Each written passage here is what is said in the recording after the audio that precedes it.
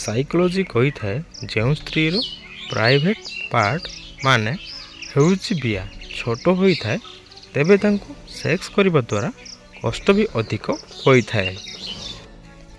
Psychology कही थाए sex करिबा समय रे अधिकांश पुरुष महिला मानकर स्तन व पछ भाग देखिबाकू अधिक पसंद करिथांती। साइकोलॉजी कही थाए कौन स्त्रीर गुप्तांग को जोर जोर दबाइबा द्वारा स्त्रीर श्वासक्रिया बढ़ी जाई थाए। साइकोलॉजी कही थाए सहवास गोटे प्राकृतिक क्रिया होई थाए जेउथिरे स्त्री व पुरुष दुई जण आनंदित रही थांती। साइकोलॉजी कही थाए कौन सी महिला आपणक सहित करिबा पई निजे कहिबे बास आपण तांकर एही अंगर प्रशंसा करंतु। प्रथम तांको आखिर ओ द्वितीय रे तांको ओठर।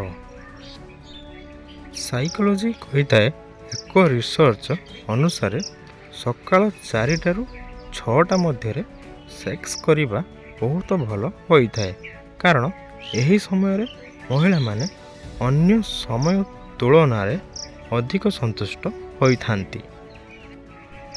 साइकोलॉजी कही थाए जो व्यक्तिर भावना व चरित्र भल होई थाए तेबे भगवान तांको साहाय्य करिबे पई कौनसी ना कौनसी रूप रे निश्चय आसी थांती।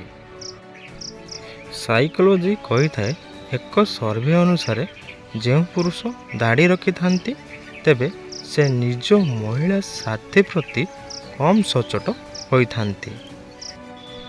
साइकोलॉजी कही थाए गोटे महिला को पिला जन्म करिबारे 206 खंड हाड़ भांगिबा समान कष्ट होई थाए।